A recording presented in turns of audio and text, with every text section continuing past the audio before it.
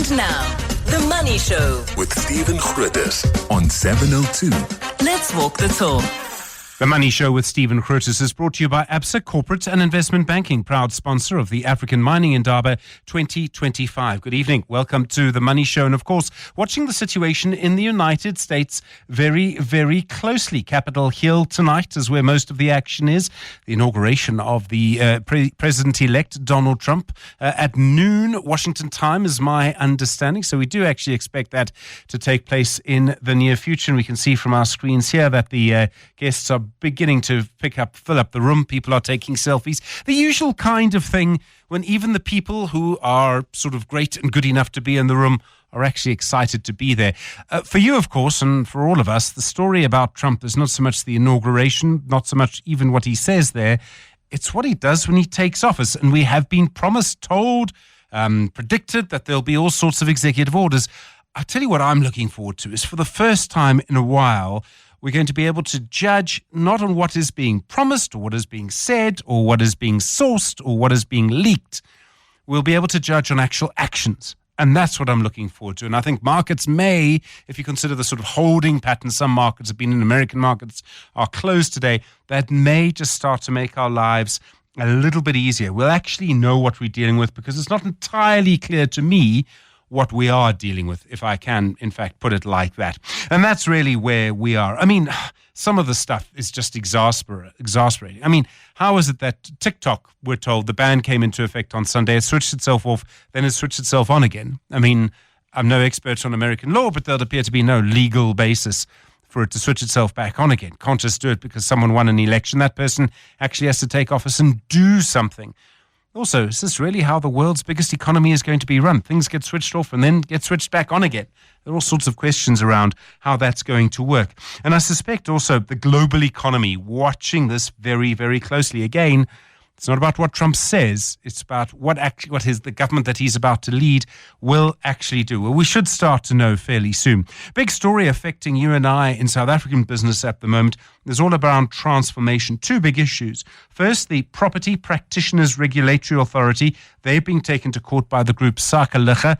They are opposing a measure that says if you are in the real estate industry, if you're an agency, if you're a company of any kind, and you're not fully BEE compliant, you essentially won't be able to operate. You won't be granted a fidelity certificate. And that might well have implications for estate agencies that are run by one person or two people, a married couple, whatever. The second is around this fund confirmation. You heard about it in the EWN bulletin. Confirmation from Parks Tau, the Minister of the Department of Trade, Industry and Competition. Government wants to create a 100 billion rand fund, and that business would have to essentially, to be BEE compliant, contribute 3% of their profits into that fund. And I suspect that opposition to this is going to come from many different directions. For a start, it'll come from people who just oppose transformation. It might also come from people who support transformation, just don't trust government to actually do it and to administer a fund of 100 billion rand. I wouldn't be surprised if that's one of the big issues that emerges out of that. We'll talk about what we're expecting in the US over the next half hour. We'll look at other issues as well. We'll look at the transformation issue, and we'll hear from JJ Tabane from 7:30. He'll take you through his journey with money this evening. 12 minutes after 6. Good evening. 702. Stephen is on X. At Stephen Grootes. Don't forget, you, of course, can join us on 011 883 0702 0214460567 and voice notes tonight on 072 702 1702. Well, we start this evening with a report today that the Hawks have now finished their investigation into the presidency minister, Khumbudzo Ntshavheni. After it emerged, she was part of a decision to grant a contract to a company illegally when she was the municipal manager of the Palabora local municipality in 2009. The original contract was for just over R500,000 rand. Once she had granted the company the contract, its value increased to R2.5 million rand. But the major problem seems to be that she granted the contract to the company despite the fact it didn't get its documents in before the deadline. The ANC Secretary General Fikile Mbalula said today he would not be acting on this because she has not yet been arrested. Kaya Kokwo is an investigative journalist at News 24, been looking at this story, broke the story this morning. Kaya, good evening. What is the claim against Khumbudzo Ntshavheni? What are the Hawks actually investigating? Good evening, Stephen. They're investigating fraud and corruption allegedly committed by the minister, as you said in your opening. They've completed that investigation. The MFMA, the Municipal Finance Management Act, as well as the PFMA, Public Finance Management Act, empowers accounting officers, in this case, Khumbudzo Ntshavheni as the municipal manager, to be the final authority in awarding major contracts. And so after having gone through various committees, if indeed those committees did sit, which is what the Hawks have investigated, the minister allegedly appointed this company, Makwande, Chartered Accountants and Business Advisors, to do the annual financial statements for the 08-09 reporting period for the municipality. Sometime in July 2009, 7 July 2009. As you said, it was 584 initially, the contract. The following day, as allegations go, there was an oral agreement that Ms. Ntshavheni allegedly signed off on, which increased the value of the contract to 2.5 million. This then all went to court sometime in 2020, the Polokwane High Court, that is, and the judge there, the High Court judge, in a scathing judgment. There was another one in June 2022, both which was like a full bench, including the Deputy Judge President of Limpopo, and they all said that there was something untoward with the contract and the manner in which it was awarded, and that the law enforcement should take a look at it. So case was opened in July 2021. We are now in January 2025, with the Hawks confirming that those investigations are now complete. Do we know if they are going to recommend to the NPA that she must now be prosecuted? I mean, the NPA would obviously make the final decision here. Yes, Stephen. The reason they've sent the docket to the NPA, I think it's because they believe that the case is prosecutable, that it is worthy of enrolling in court, and Ms. Ntshavheni and possibly the company as well should be charged with alleged fraud and corruption. So, yeah, the fact that they've sent the docket to the NPA, according to the Hawks, they probably believe that the case is strong enough to warrant a successful prosecution. I mean, Ntshavheni is close to the president. She has political authority over the State Security Agency, for example. I mean, he's promised renewal. I hate to say it, but I suppose I would be surprised if he moved against her. I would be surprised as well. You would know that a couple of weeks ago, in fact, last month in December, the former Justice Minister, Thembi Simelane, was also in a similar situation. She's also part of the president's inner circle. But she was moved to a housing department, or human settlements rather, than being removed from the cabinet. So it'll be interesting. Khumbudzo Ntshavheni in 2019 publicly admitted to have played a major role in the election of Cyril Ramaphosa in 2017 at the ANC's elective conference in Nasrec. So, yeah, definitely someone in the inner circle. It'll be interesting how the president deals with this one. There's a lot resting on all of this. The president has promised renewal as well, for example. That makes it difficult. And I presume Ntshavheni is probably not going to say very much, although she is also acts as a government spokesperson from time to time, so she's going to have plenty of questions to face. Yeah. She's in charge, not, as you said, state security, you're correct, but also the government communication and information system, GCIS. She's also oversees Statistics South Africa. So the statistician general sort of reports to her.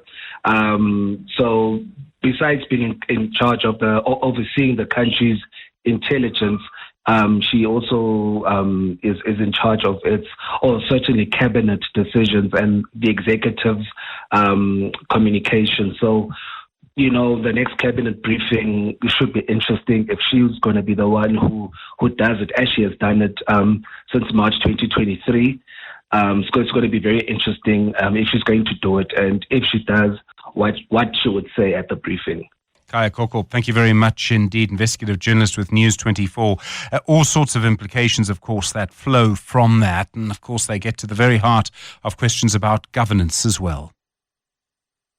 7:02. 7:02. Stephen is on The Money Show. 6 to 8 p.m. Well, in the United States, Donald Trump about to be sworn in for a second term in office, around 52 minutes or so away from that.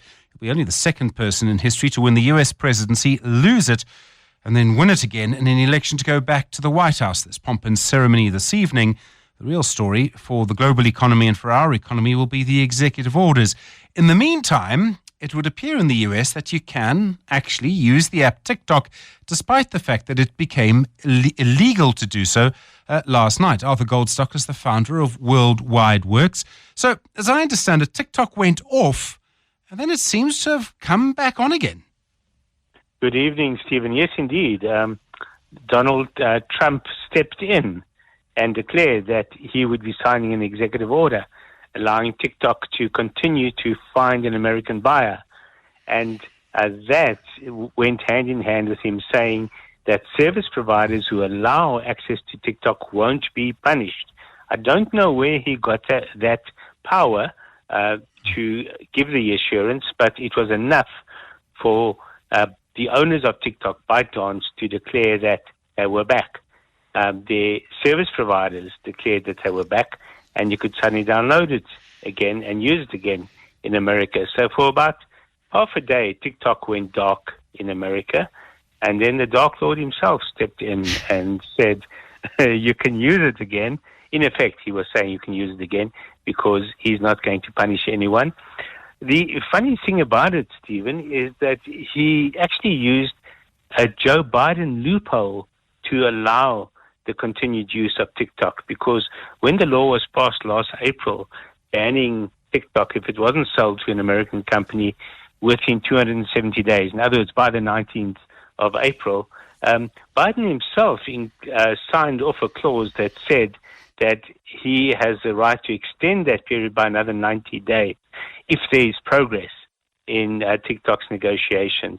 And it appears that's actually what Donald Trump is using.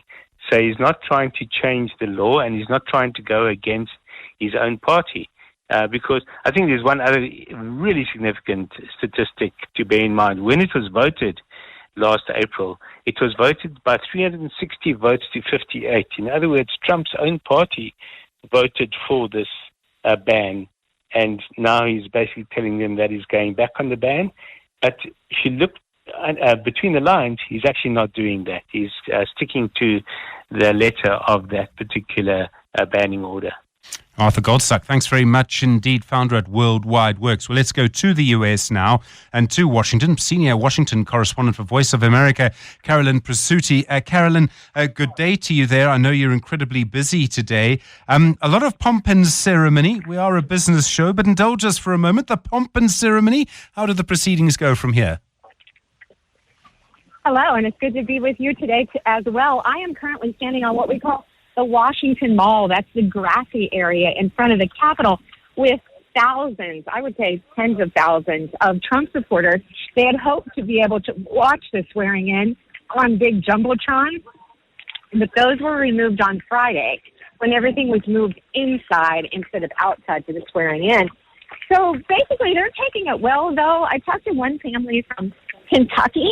They had flown in just special for the inauguration, and they said, we're enjoying walking among other supporters. We're enjoying thinking about what's going on inside the Capitol, and we will be along the parade route.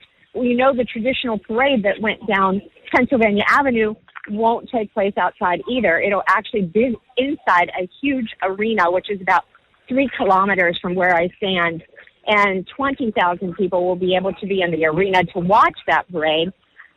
But the family that I spoke to said, we're going to be along the parade route in hopes to see one of the motorcades as the president and the first lady will be riding back to the White House later, probably, I would say, in about 4 hours from now. Obviously, after all of this, the executive orders, and they will have a big impact, we know, on the global economy. Do we have any insight at all into what kind of executive orders he's going to be signing? And I realize there's a huge amount of speculation and a lot of sort of unsourced reporting about it. Yes, there are a lot of different topics of executive orders that he will be signing. I've heard a number up to 100 of them today, which is an awful lot in one day. But his main focus will be on immigration. That is certainly one of the areas that he will tackle today. Also, there are reports that there will be deportations. There will be raids in Chicago, which is a big city in Illinois, and also raids around the country. He will also be signing various executive orders relating to diversity in classrooms, gender identity. He'll be doing that as well. So real different atmosphere after everything that you call pomp and circumstance here at the Capitol and the parade. Everything then starts to heat up in the White House for this special day. And the president and the first lady will end the night at the various balls. There are 3 galas around this city, and they're going to have their first dance as president and first lady at the various balls. They're going to be stopping in at all 3, and then they really get down to work then tomorrow. So, just to reiterate with those, the immigration special executive orders, the plan is that the president will close the border more than it is closed and reinstate some travel bans, and I know that certainly will affect Africa. Carolyn Presutti. I think the first administration. Carolyn Presutti, thank you very much indeed. I really appreciate you braving the cold for us as well.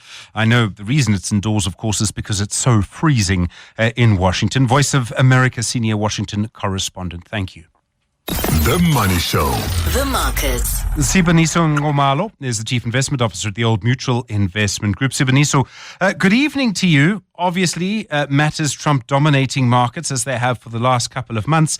A lot of high market expectations. What are you expecting from here? Yes, Stephen. Good evening to you and good evening to your listeners. I think, Stephen, one of the things we've got to remember about Trump, which I think you mentioned earlier on, is that he has already been president. So I think one of the things that we did was to go back and say, well, what did he say back in 2016 and what did he do? And what was the market like?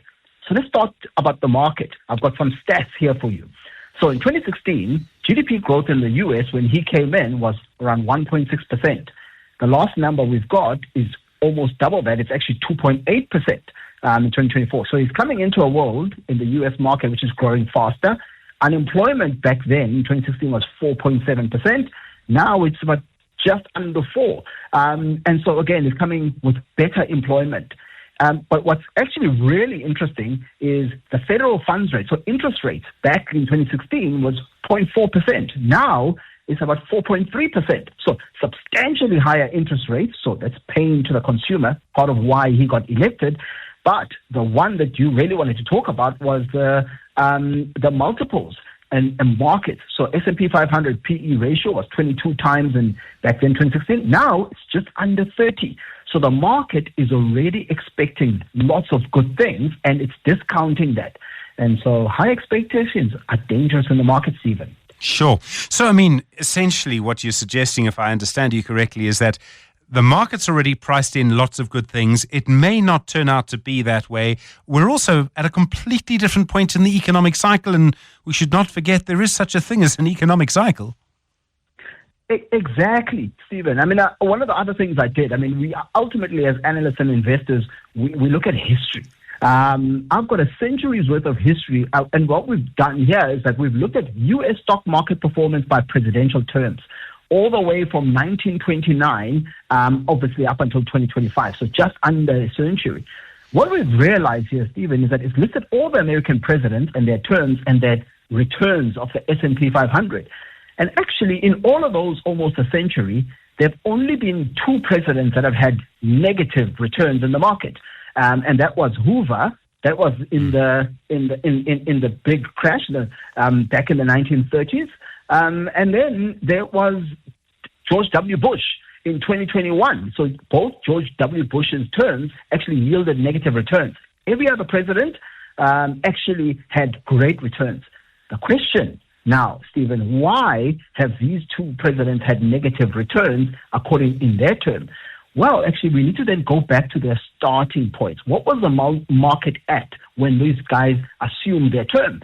And back then, in obviously the big crash in the 1930s, the Great Depression, markets started off in 1929 at peak multiples and very high PE ratios. George W. Bush, when he started his term in 2001, that was the dot-com bubble. So markets, again, were rich. They were starting to come off, but they were rich. So here we are with Trump picking up a term. And actually, what is consistent is that actually the multiples and the expectations are high. That can be dangerous. So we're like saying, you must take this with a pinch of salt. Siboniso, a note of caution. Thank you very much indeed. And of course, tariffs would possibly be self-reinforcing in that case. I mean, tariffs would be bad for the U.S. economy and all economies. Yes.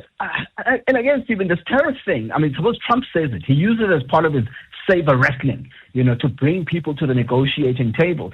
But if you go back again and study his tariffs from his previous term, we realize that these tariffs weren't as effective as they sound. In fact, the Federal Reserve Bank in 2019 released a study.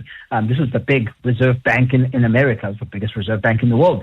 And there's talked about how the tariffs cost the average U.S. household almost $1,000 per year.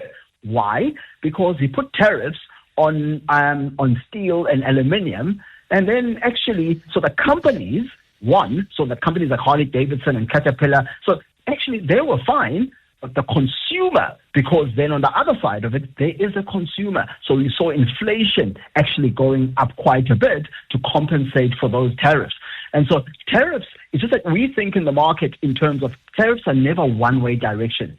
Other countries can also respond. In fact, we saw that with the farmers, because Trump put tariffs on, I think it was then soya, beans, and pork. And China has a lot, is big in the pork industry. And so therefore, they retaliated. And so much so that farmers in the U.S. had to receive government bailouts to offset their losses. And I think those government subsidies cost the U.S. $28 billion. This is 2018 and 2019. So it's not one way. Other countries which have what's called a comparative advantage, which manufacture at a lower cost, they can also retaliate. And generally, tariffs have proven to be inefficient in administering whatever that the president is setting out. Siboniso Ngomalo, thank you very much indeed. Really do appreciate that. Chief Investment Officer at the Old Mutual Investment Group. So much to come after that speech this evening.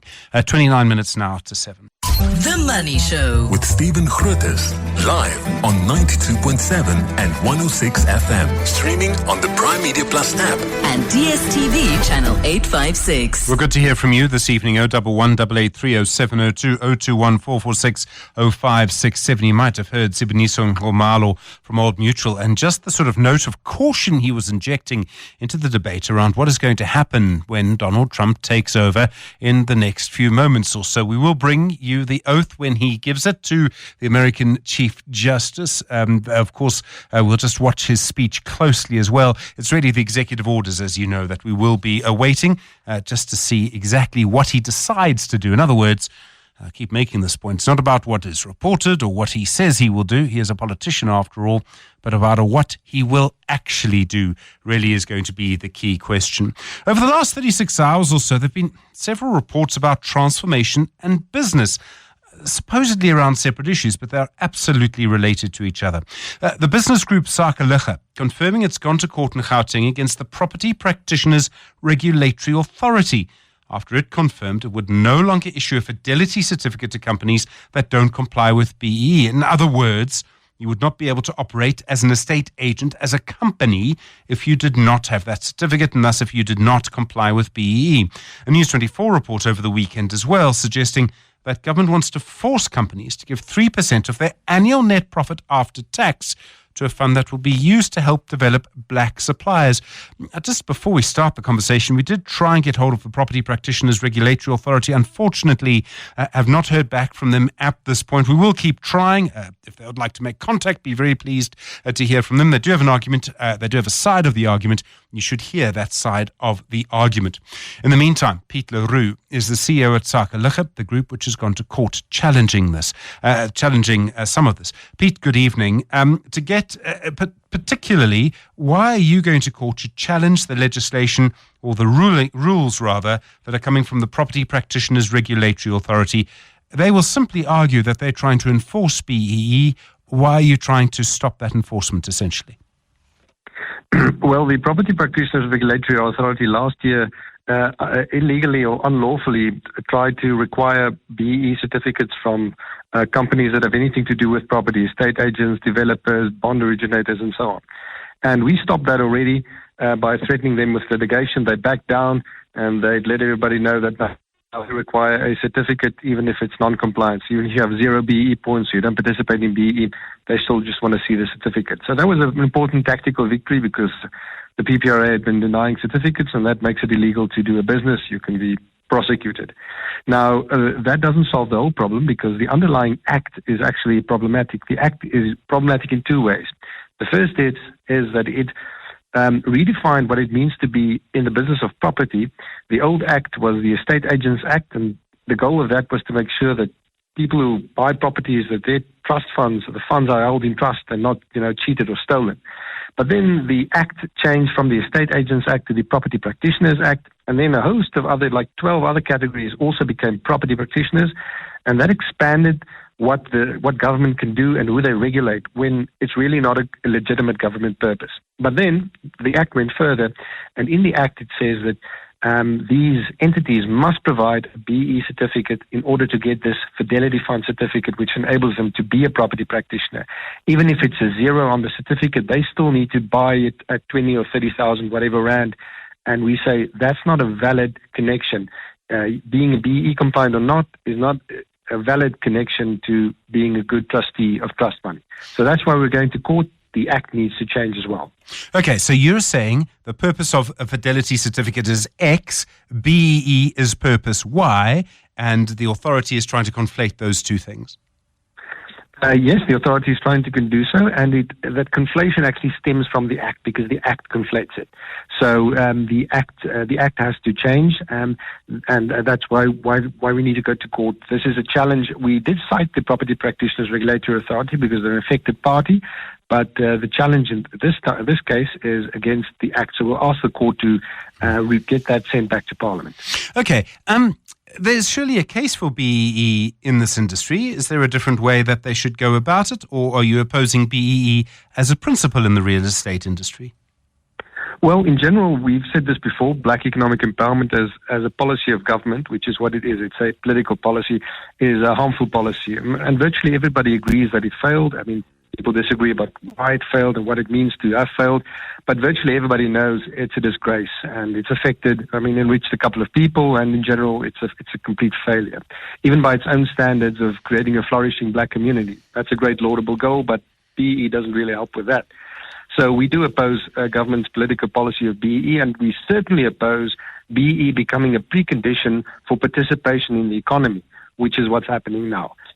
We cannot make such a political program a prerequisite for participating in the economy. That's like licensing the right to, earn your daily bread. And it's just not acceptable.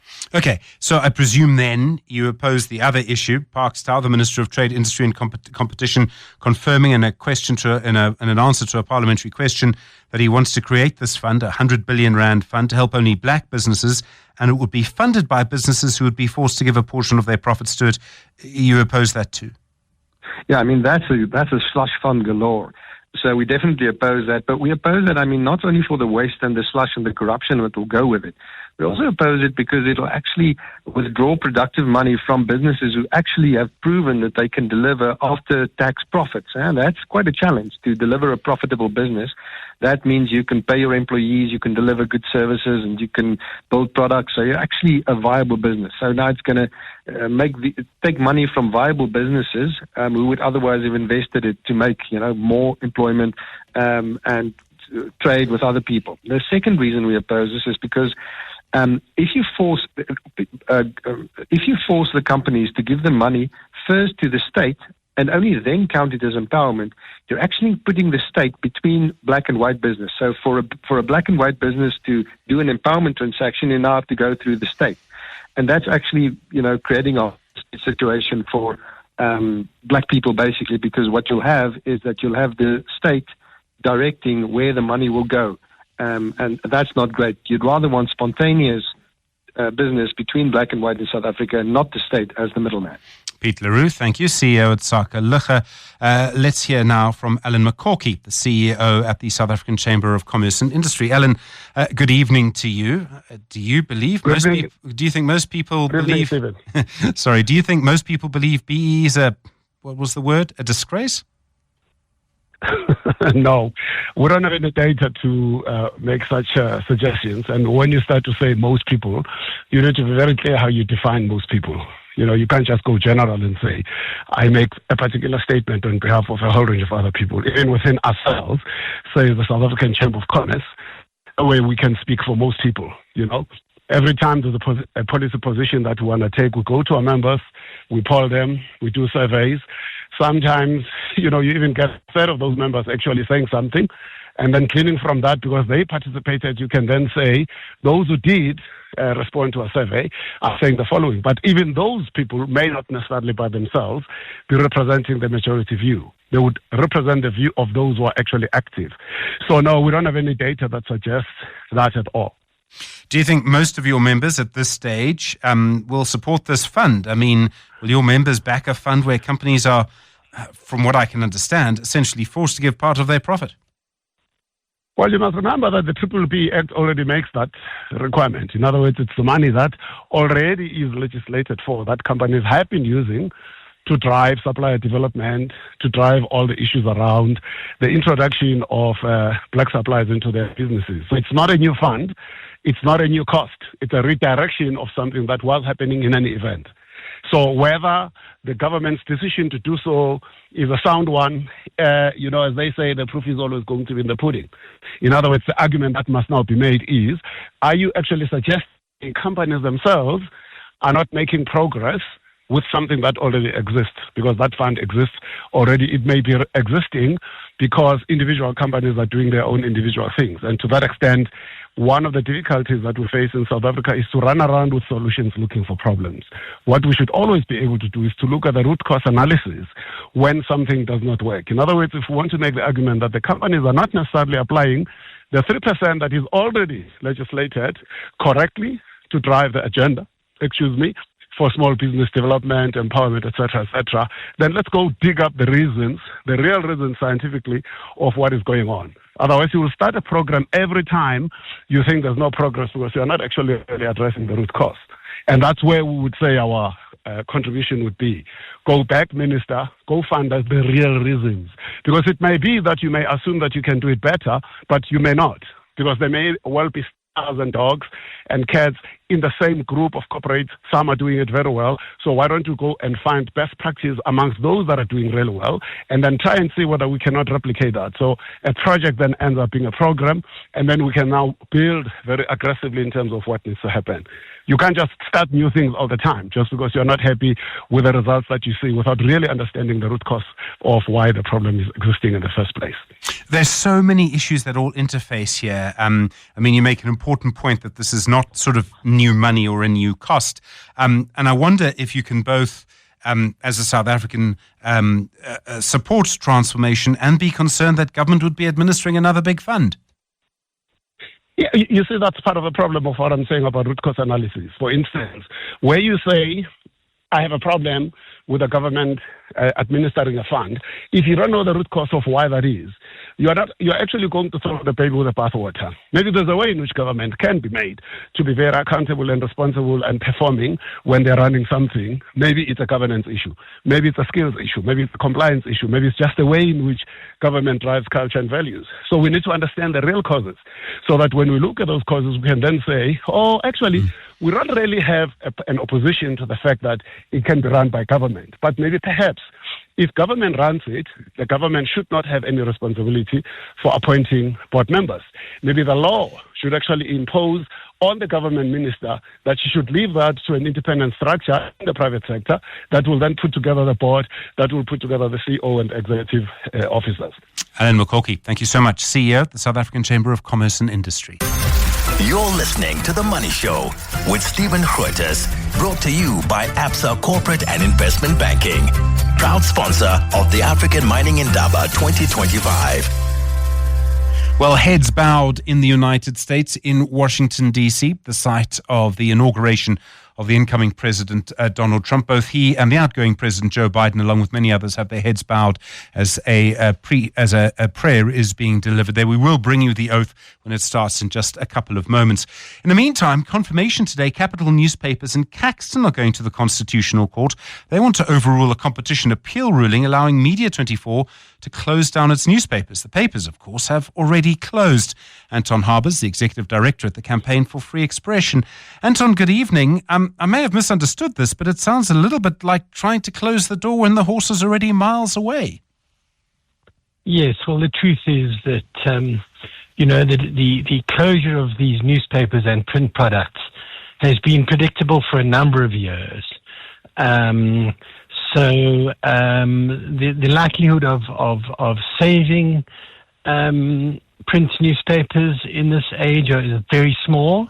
But these are two foes, Caxton and News24, who seem over the years to have never lost an opportunity to meet each other in court. They're rivals, they're foes, and they've had many a legal dispute between them. And they've both really thrown a lot at trying to counter each other in the courts. There was a lot of sadness when the newspapers were closed, and there was a lot written about what a sad moment it was for journalism and politics. But at the same time, we're moving ahead into a digital era. And although this is difficult and tough, and the news industry is extremely precarious, it's a step forward and progress as well to a new era of how news will be produced and consumed. You say that literally during the inauguration of Donald Trump. I mean, we know newspapers are at the end of their life. Some local newspapers still seem to be full of advertising. Yes, local newspapers are a different phenomenon. So there will be some newspapers that survive, but most will close. And when we say close, we close as print products. They may well survive in some form or another as online products, because the future really lies with online news. Are you going to see some other niche markets surviving, do you think? Maybe, some people talk about certain weeklies. Some people almost as a sort of nostalgia product in some ways. I don't think as a nostalgia product, no. The economics of newspaper have just been overtaken by how much cheaper and quicker it is to produce it online. So yes, some titles, particularly local ones, particularly in a country where in many small towns and rural areas internet access is limited, then some papers may last longer than others.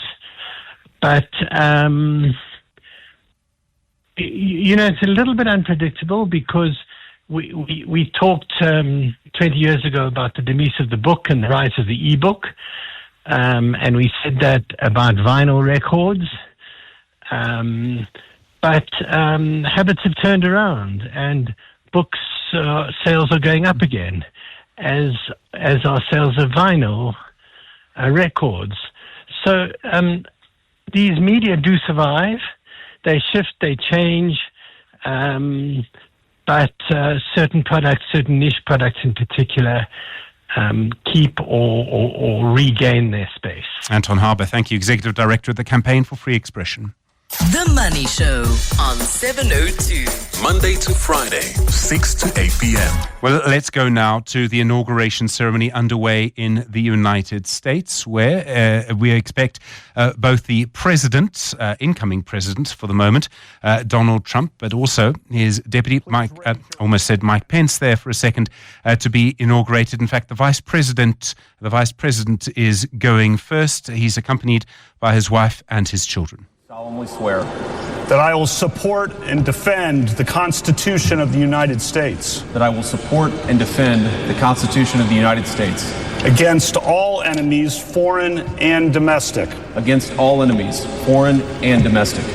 That I will bear true faith. That I will bear true faith. And allegiance to the same. And allegiance to the same.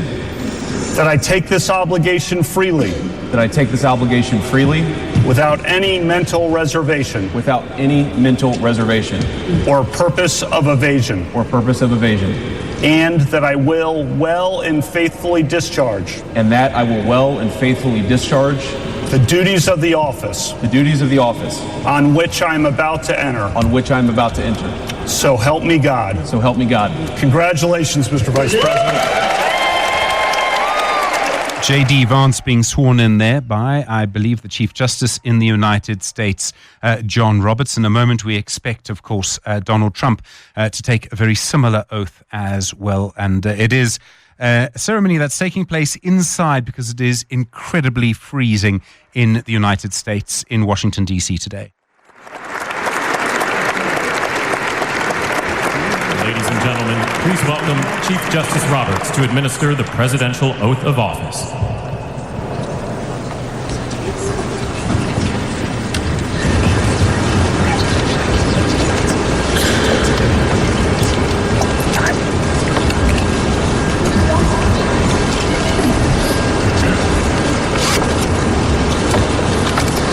Please raise your right hand and repeat after me.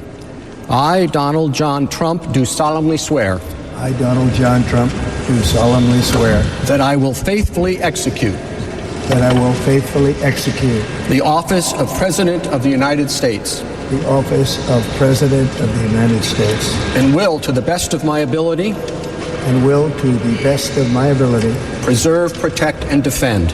Preserve, protect, and defend. The Constitution of the United States. The Constitution of the United States. So help me God. So help me God. Congratulations, Mr. President.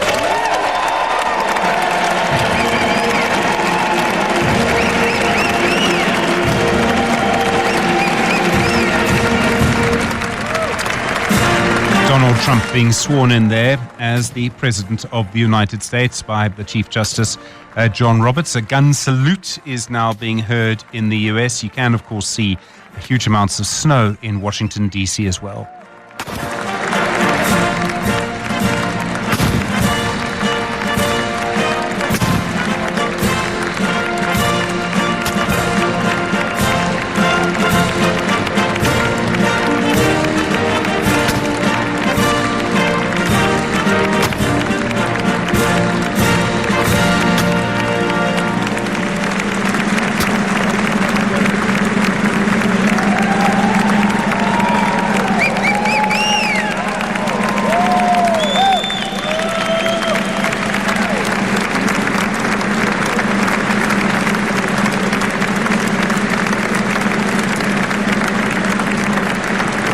Well, as you can imagine, people shaking hands and some celebration in the United States at the ceremony for the inauguration of Donald Trump for a second term as President of the U.S.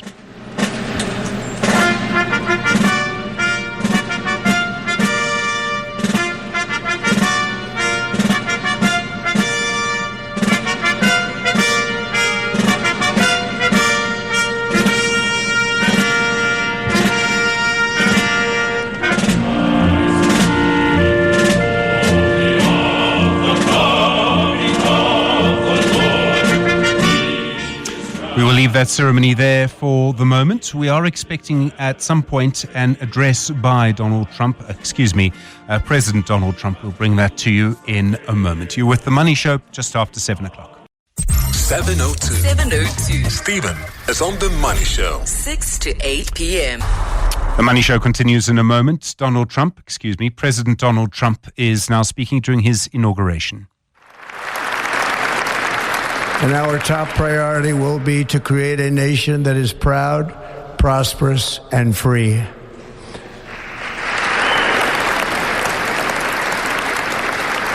America will soon be greater, stronger, and far more exceptional than ever before.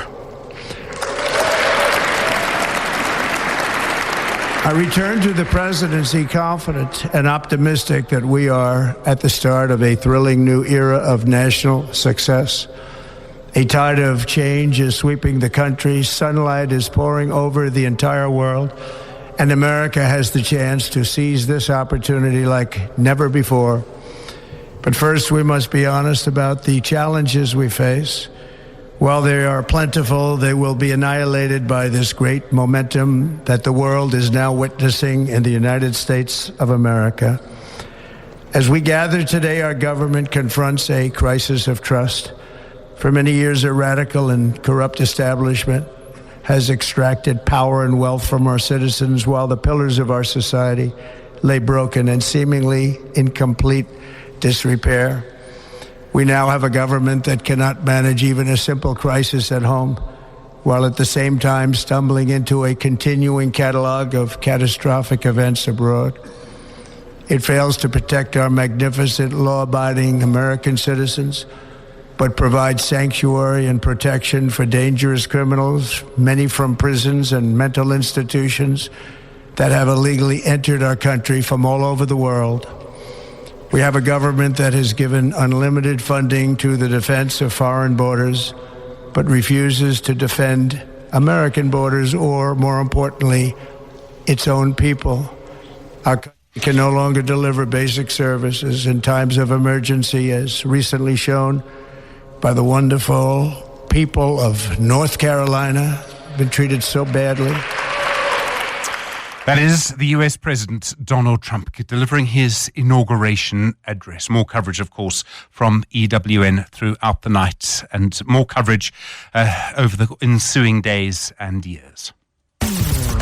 And now, The Money Show with Stephen Grootes on 702.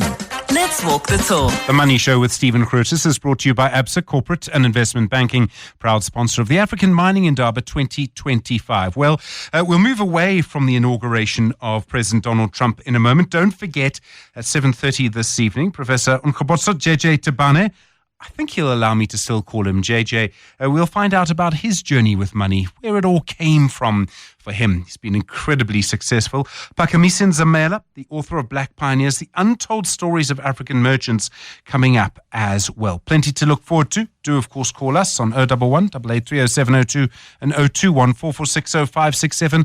How are you feeling right now? 702. 702. Stephen is on The Money Show. 6 to 8 p.m. So January is not quite finished. And it may not be quite finished. Another 10 days, maybe another 5 days. Maybe you have to wait until Monday, excruciating, after quite a long sort of holiday season. It may make you think twice about how you're going to fund your next holiday. Well, there seems to be a new product on the market that is aimed at exactly this. It comes from Rennie's BCD Travel. Sia Mzozoyana is from New Business Development there. He's in the studios now. Sia, good evening to you. What kind of product are you launching? Good evening, Stephen, and thank you for the opportunity. The product, I mean, it's in the name as well. It's vacay layaway. Right. And I think it's giving control of travel, making it accessible, I think, to start to the everyman, and sort of allowing them to plan ahead and commit themselves to travel. Travel can be quite expensive, and it's always been, by a large part, a pipe dream for a lot of people. And I think bringing this product onto the market first of its kind, we're really excited. Okay, so basically you put a certain aside, I mean, I'm reading between the lines here, but you put aside some money every month, and that's basically your holiday fund that you administer. Yeah, it's absolutely. So it commits, because the money you put aside is vouchers. So you know how it happens. You have a savings account and you start saving for a couple of months, something happens to your car, whatever the case, and then you withdraw that savings and use that money. But this actually commits that, because it's not refundable in cash. You're sort of committing yourself that you can only redeem the vouchers for travel. And I think it will sort of it will inform behavior, and it will definitely teach us to save. I can hear our personal finance guru, Warren Ingram, banging his head against the wall or whatever it is, saying, don't do that. Put your money where you can get it. Can you get it back if you need it? No. And please don't bang your head. I'll give you some time to explain yourself. No, absolutely, Stephen. Look, it is specifically for travel. So should you you can only redeem it for travel. I think it drives the behavior. When you set a goal, it drives that behavior that you've set yourself a goal to achieve that goal. It will be worth it in the end in terms of travel. I mean, travel is really great for your soul. It's great for, people who work hard. I mean, there's a lot I can say, about travel, but I think it's very encouraged. And I suppose one of the things that would happen, let me give you an out. One of the things that would happen is that it allows people groups of people who are not families, right, don't live together necessarily, to do this together. So if you're in your mid-20s and you're earning and you've got lots of things to sort of spend money on, you're in this part of your life, or maybe when you're a bit older, you're in a part of your life where you've got some money you can put away, you're actually saying to your friends, let's do this together. We're each going to put X away and then we're going to go away together. I mean, there are all sorts of things you could do with this. Absolutely. We've got, we're currently Rugby World Cup champions, and we'd like to see us go for a third time in Australia, I believe it is. Perfect opportunity for a group of friends to come together and say, we'd really like to see the Springboks lift the trophy in Australia. And, of course, like all groups, there'll be a treasurer, someone who's more fiscally responsible to sort of get the group together. And that is your goal. So you've set your goal. And with our consultants, highly experienced, can then obviously advise you as travel experts, what's the best way, obviously bang for buck is what we're looking for. And then they'll give you a goal, and then you begin saving for that. I suppose I need to sort of ask, it's a very interesting formulation, a very interesting time of year to do it in January. On the one side, I make the joke that people don't have money. I entirely know what that feels like at this time of year. But at the other side, you're planning your year. You're planning your next holiday. People often go away from holiday on holiday with family they like or friends or whatever it is. And they immediately get home, and about a week later, someone on that WhatsApp group will say, let's do it again. And you're sort of trying to get into that timing, aren't you? No, absolutely. And I think it's, travel is also around life events. If you start thinking someone that is getting married, you don't want to give them for a wedding, so you get people together, a registry tab, and book them travel. Someone's graduating. You can start sort of having a lot of fun around it. And I think starting to save early is starting to sort of put into place those behaviors of planning. Sia, good to see you. Thank you very much indeed. Sia Mzozoyana is the new business development manager at Rennie's BCD Travel. 702 with Stephen Grootes. Email him on stephen@702.co.za. On the next Money Show, personal finance expert and co-founder at Galileo Capital, Warren Ingram, will chat to you about maximizing your investment growth. He says sound principles can give you the best chance of achieving good growth without taking unnecessary risks. Dr. Rutendo Hundingwi, founding director at Drive Africa Advisory, he'll join us as well, read the latest news from across our continent. We'll also take a dipstick measure on what's happening at the World Economic Forum in Davos. Also analysis of all the top business news of the day. The Money Show on 702. Monday to Friday, 6 to 8 p.m. We go back to our regular programming this Monday evening, which means we talk about someone's journey, which is sort of about their money, but often turns into a conversation about their life. And this evening, I'm pleased to tell you that Professor Onkgopotso JJ Tabane, I suppose you'd call him all sorts of things. A communication strategist, a media professional, talk radio, a television host, a political analyst. I wonder if he'll allow me to call him JJ. JJ, it's been a while. We've known each other, since at least 2008. Wonderful to talk to you on the radio. Good evening. Good evening to you, Stephen. I hope you can hear me clearly. We can. Thank you. Yes. Wonderful, Stephen. No, well, thank you for being with us. I really would like to start at the beginning a little bit. And I was sort of doing some searches online. Yeah. Where did JJ Tabane start? And I remember speaking to you when you were at SAA. We'll try to skip over the Copits. But people mention that you worked for Vali Musa a long time ago. But take me back to the kind of community you were actually born into. Thank you, Stephen. Thank you for inviting me. I've declined, I'm sure your producer will tell you, I declined this invitation for money over the years because money is one of the worst weaknesses where I'm concerned. So you'll be the first person who will get me to open up about money. and we'll come back to the skipping the coke thing because there's a big money element to it. Because I had to give up my job, my corporate job, to go into politics. God only knows why I would do such a thing. So I will come to that. But anyway, I was born in a small village called Grootes. In fact, it's a town called Grootes. It's attached to a township called Mututung, which loosely translated means a person in the house. So that's where my first formative years were. And then I moved to a village called Hebron. So all of those townships and villages are in the northwest. Is the almost at the border of where the northwest starts. So that's where I grew up. I went to primary school there, and then went back to a place called Maka, which is closer to Brett, where I went to a high school called Tsoho High School, which is a Catholic school at the foot of a mountain there in Macau, where I was really shaped initially until I got to matric. After matric, then left to go to university. And the first university I went to was the University of Limpopo, which was then called the University of the North. So that's really the formative years. Born around the Northwest, and then went to Limpopo for education in terms of starting my career.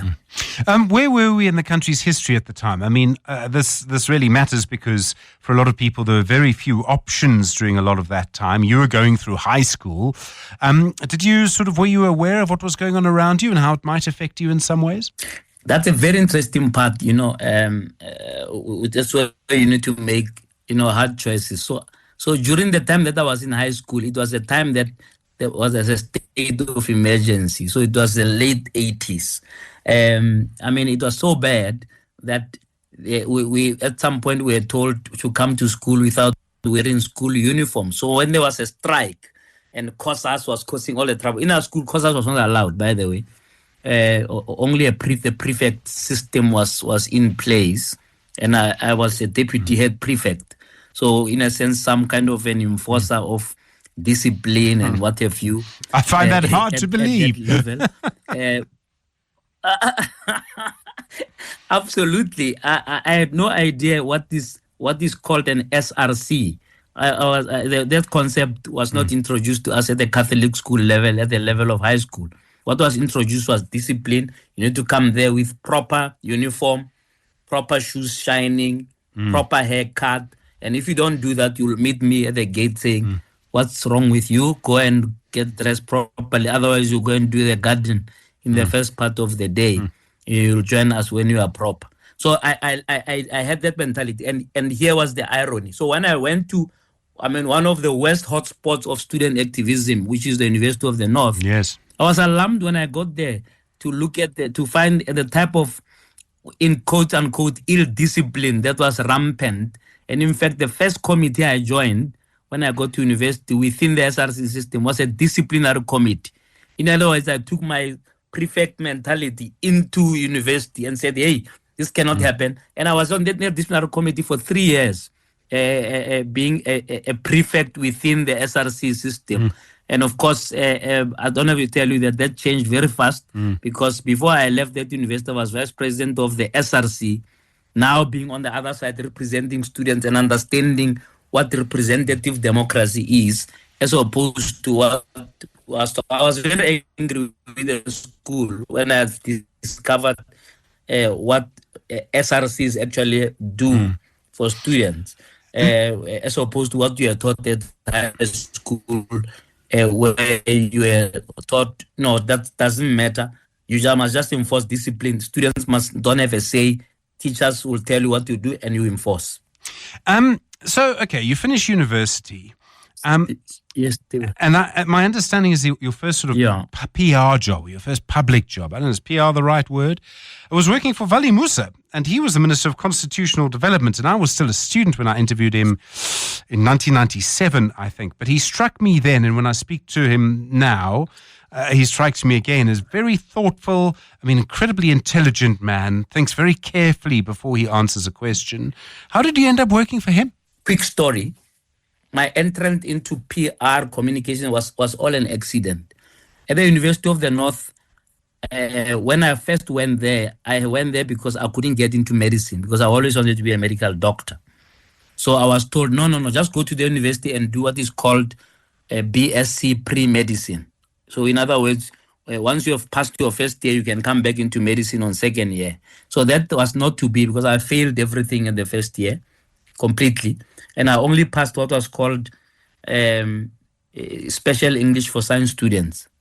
So my parents then said, hey, it means that you are playing there. You please sit here and study with UNISA and do a BA degree.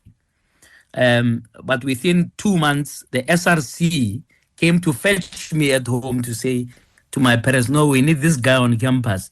My parents released me on the basis that I will study English and philosophy and languages, right? And that's what I did. And I, of course, aced that. If you're doing chemistry and suddenly you're doing Setswana and English and phonetics and philosophy, you'll obviously get distinctions. After I received that degree, I gave it to my parents. I said, I'm now going to do law at the University of the Western Cape. I went there and did a law degree. So I was armed with 2 degrees of that are unrelated. One with English major, the other with law. And then I needed a job, any job, right? Because now, before I left campus, I was married and with a child coming. Don't ask, that's a long story. But the reality is I needed a job. And then in a true cadre deployment form, right, people who knew Vali Musa said, yeah, the minister is looking for a temporary spokesperson because his spokesperson is overseas for 18 months. Now, we thought that you could do this with all the work that you have done, both internationally and nationally, and SRC twice. At UWC, I was the president of SRC 2 times. So that's a full-time job if you know how an SRC works. So I end up in front of the minister, and I'm the 13th person he's interviewed. I think he was a bit exhausted. Now he wanted to make a decision. But he looked at my academic record and said, I see you failed your whole first year, but there was a huge improvement afterwards with 60s and 70s and 80s. Right, at least that one we can tick that you can think and you've got 2 degrees. But can you do a full day's work? I said, let me tell you, to be in the student governance is a full-time job. It is indeed. And I rattled off everything from my international work. I ended up in something called the International Anglican Youth Network, where I had offices in New York and London, where I supervised full-time people in those localities while I was in a dormitory at UWC. And so that got me my first job because they said, at least we think you can work. And then, okay, so now you're a spokesperson for a minister. He was Minister of Constitutional Development when there was quite a lot of development around the Constitution. A lot of things were going on. Not everyone can make money out of communication. People think that communication, anyone can do it. You see that sometimes in government. You can see a minister thinks anyone can do it. Actually, you can't. What's the secret for you to make money out of it? And I know simplicity is a big part of it, controlling the message, and I'd add a third, not talking too long, in terms of what some of our politicians do, and they do talk too long. Okay, first of all, like I said, it was an accident, so I had never studied communications, but I had implemented it because as SRC president twice, you are the face of what the students want. You are the face of the aspirations of students. You speak to the media. You speak to the vice chancellor. You speak to, other SRCs. So communication was in my blood in that way, right? But I had never studied it because I remember in the first week when I got there wasn't even a handover report of what you are supposed to do. And you're right to say there were many developments. I remember starkly that as I arrived, my first week, my job was to launch what was called a local government white paper. Whereas the things that some of the local government people talk about it now, it's like a new thing. For example, when they say district development model, that's in that white paper in 1998 already. It's just that maybe they haven't read it. So coming more to your question, I evolved from being a spokesperson of various things, right, to learn experiences of working both for the public sector and the private sector. I worked for the private, I rapidly got promoted, By the time that guy came back from overseas studying, he didn't have a job. I continued. I never left. I was a temp who never left. And then after the World Summit, where I was the head of communication for the entire World Summit, right? I was made to be the government communicator of the year, an award that I shared with Sipong Gwema then, who was the head of the Scorpions. And then after that, there was nothing else to do in government. It was all boring. I went to private sector, worked for the Chamber of Mines, which is now called Minerals Council. I stayed a short stint there, then went to South African Airways.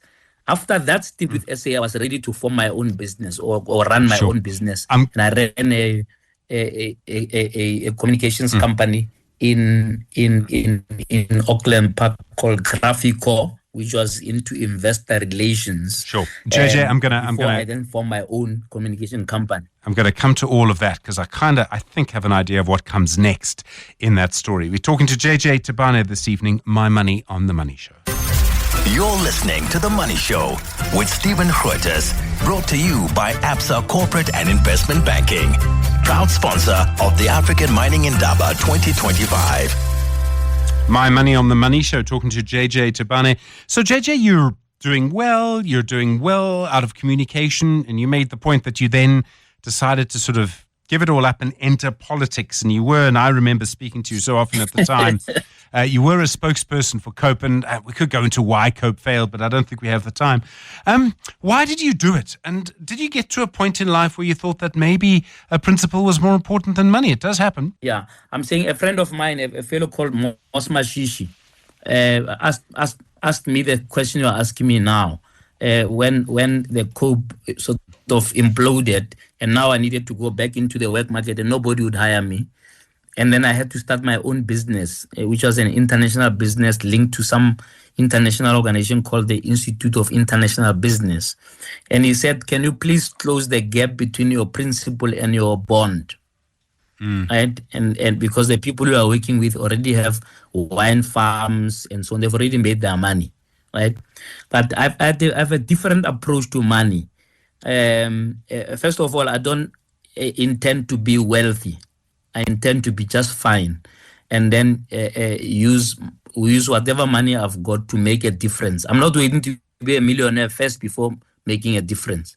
So my approach to money has always been a certain portion of my money will go to good causes, small as it is. So I filled requests for bursaries. I've sent many people to school. I don't remember how many.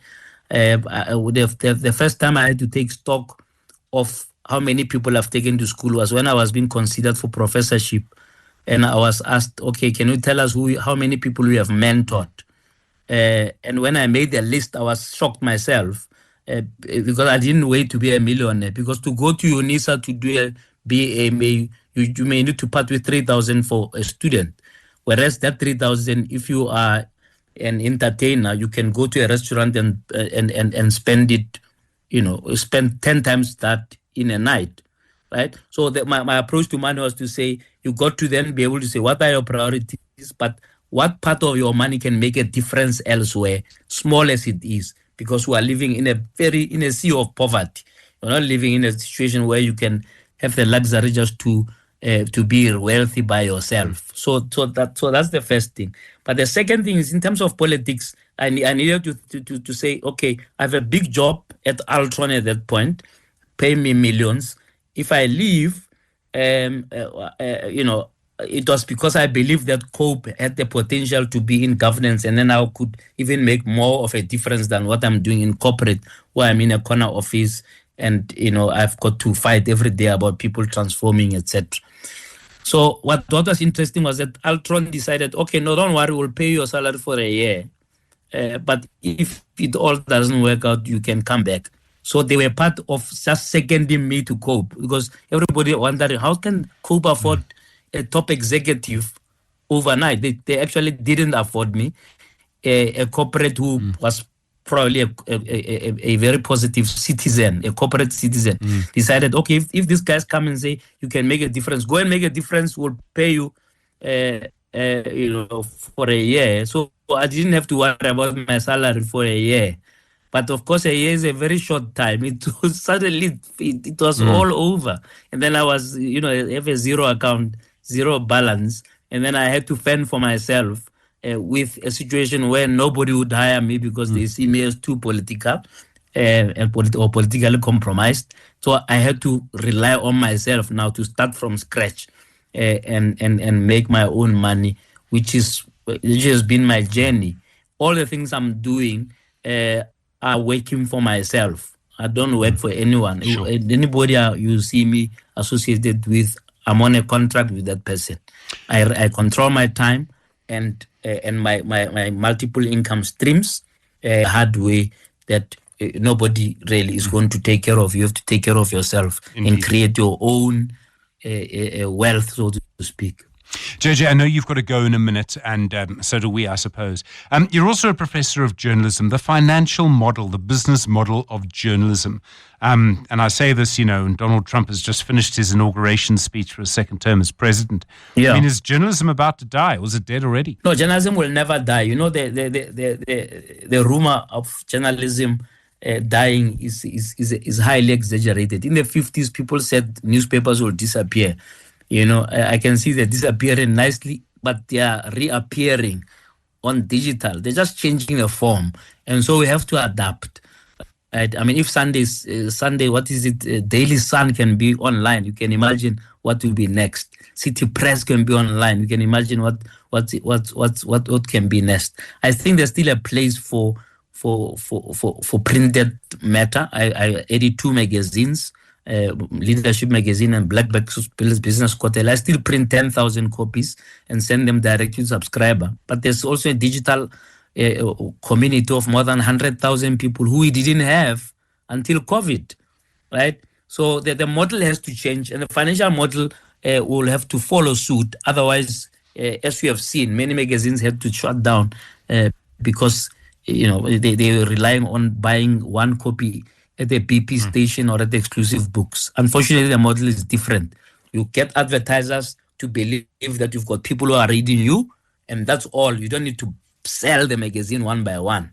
You give it for free, but you get the captive audience because of a good content that you are generating. I've been at it for 4 years now, editing Leadership Magazine. It has a very healthy revenue and very healthy content that's keeping it alive. So no, journalism is not about to die, not by a long stretch, but journalism has to adapt or it will die. Thank you very much indeed, JJ Tabane. Good to talk to you. Sorry about the connection issues. Professor Mkhopotso JJ Tabane, the political analyst, communications strategist, as your My Money guest this evening. You're listening to The Money Show with Stephen Grootes, brought to you by Absa Corporate and Investment Banking, proud sponsor of the African Mining Indaba 2025. Well, that's it for The Money Show. A lot more to come over the next little while. Of course, we will be watching the executive orders that will be signed by, we presume, President Trump as he takes office in the White House. We'll be with you tomorrow. Good evening. It's 8 o'clock.